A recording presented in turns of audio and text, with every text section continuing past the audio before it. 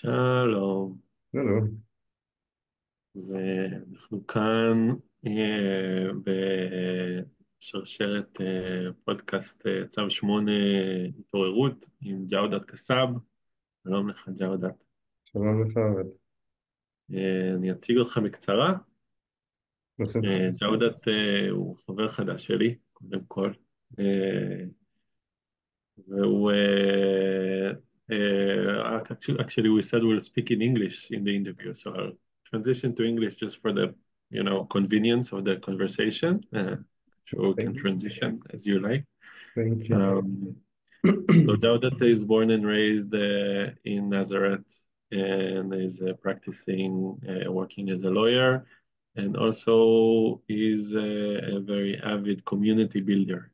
And this is the context in which we met, the community of Falahi that has to do with Israelis and Palestinians coming together.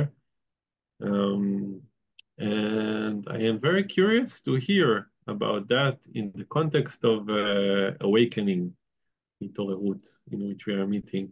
So maybe first just briefly say, what is Falahi? What do you do there? First of all, thank you for having me.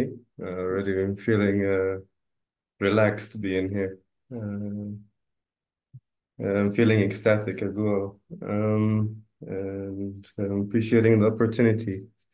Falahi is a project, and it's very difficult or challenging for me to sometimes put it in words. I think the whole intention from it was that it's beyond definition and to keep it in a way that people might perceive it the way they want. For example, you actually define it as Israeli-Palestinian. At the same time, this is the perception and exactly it's welcomed. It's like an art form.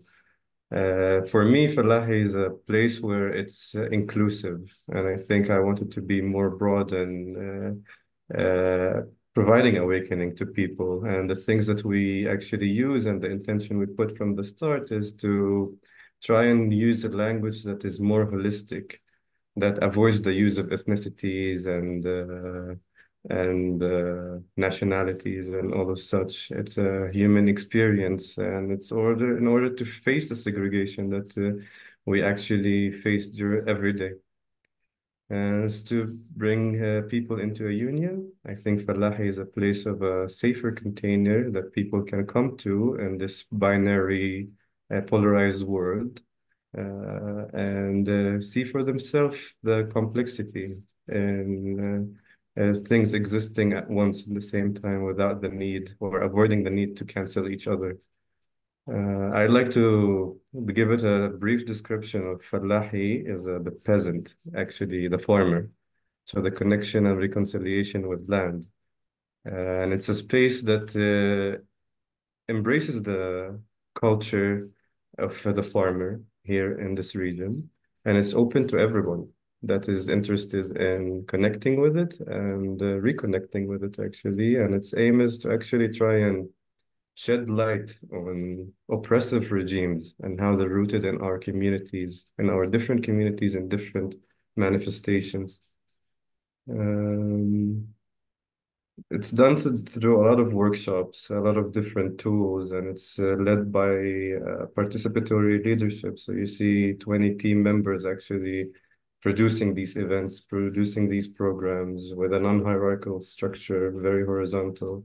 And it allows, other than the way that we are used to dominate each other and compete against each other, it allows us for all of us to contribute to what the moment actually needs.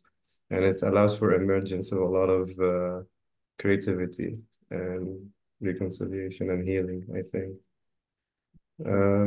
I will stop here, open it for questions if it's okay with you. Yeah, that's great. It was good to hear of this. Kind of helps me understand what we are going through. I wonder, how did you find yourself doing that? And maybe what is your motivation? It's a long story, actually. Sure. I will say briefly about my history, background, and family.